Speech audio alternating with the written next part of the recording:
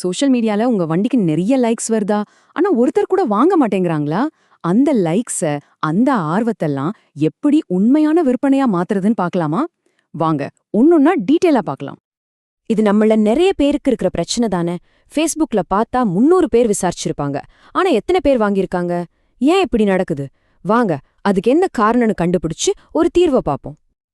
ஆச்சரியமா இருக்குல்ல? ஆனா இததான் நிஜம். இது ஏதோ அதிர்ஷ்டத்துல நடக்கிற விஷயம் கிடையாது.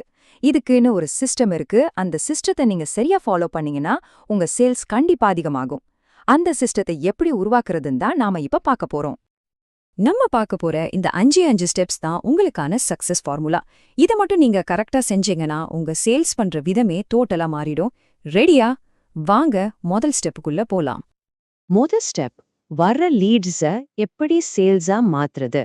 இங்கதான் நீங்க ஒரு சாதாரண சேல்ஸ்மேன்ல இருந்து ஒரு ப்ரொஃபஷனலா மாற போறீங்க. அடுத்தது உங்க பிராண்ட உருவாக்குறது. என்னது, வண்டி வைக்கிறதுக்கு பிராண்டான்னு யோசிக்கிறீங்களா? ஆமாங்க, நீங்க ஒரு விளம்பரத்தை போடுறதுக்கு முன்னாடியே உங்க வேலை ஆரம்பிக்குது.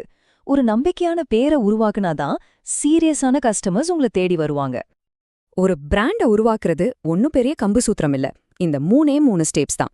முதல்ல, உங்களுக்கென ஒரு பேர், ஒரு லோகோ, ஒரு ஸ்லோகன். ரெண்டாவது, உங்க கதை. அதாவது நீங்க யாரு, எதுக்கு இந்த பிசினஸ் பண்றீங்கன்னு சொல்லுங்க. மூணாவது, எல்லா இடத்துலயும் ஃபேஸ்புக், இன்ஸ்டாகிராம், வாட்ஸ்அப் எல்லாத்துலயும் ஒரே மாதிரி இதை பயன்படுத்துங்க. உதாரணத்துக்கு, ஸ்பீட் வீல்ஸ், உங்க வண்டிக்கு சரியான விலை. இந்த மாதிரி ஒரு லைன் உங்களை மத்தவங்கள இருந்து தனியா காட்டும் இல்லையா? சரி, பிராண்ட் ரெடி. அடுத்து கண்டென்ட். ஒருத்தரை திரும்பி பார்க்க வைக்கிறது சுலபம், ஆனா அவங்கள நம்ப வைக்கிறது தான் அசல் சவால். அதை எப்படி செய்யறதுன்னு பார்க்கலாம். இப்ப இந்த 2 விளம்பரத்தையும் கொஞ்சம் பாருங்களேன். இடது பக்கம் இருக்கிற மாதிரி தானே நம்ம நிறைய பாக்குறோம், சரிதானே? ஆனா வலது பக்கம் இருக்கிற விளம்பரம் தான் உண்மையான கஸ்டமர்ஸ இழுக்கும். ஏன்னு கேக்குறீங்களா? ஏன்னா அதுல முழு விவரம் இருக்கு, போட்டோஸ் தெளிவா இருக்கு, விலைய வெளிப்படையா சொல்லிருக்காங்க. இதுதான் நம்பிக்கைய உருவாக்குற முதல் படி. இதோ உங்களுக்காக ஒரு செக்லிஸ்ட். இனிமே ஒவ்வொரு வண்டி விற்கும் போதும் இதை ஃபாலோ பண்ணுங்க. இதுல ஒரு சின்ன சீக்ரெட் சொல்றேன். வண்டியில இருக்கிற சின்ன சின்ன கீறல் இல்ல வேற ஏதாவது குறை இருந்தா அதை நீங்களே நேர்மையா சொல்லிடுங்க.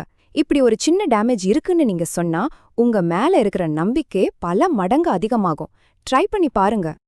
சரி, விளம்பரத்தை பார்த்து ஒருத்தர் உங்களுக்கு ஃபோன் பண்ணிட்டாரு.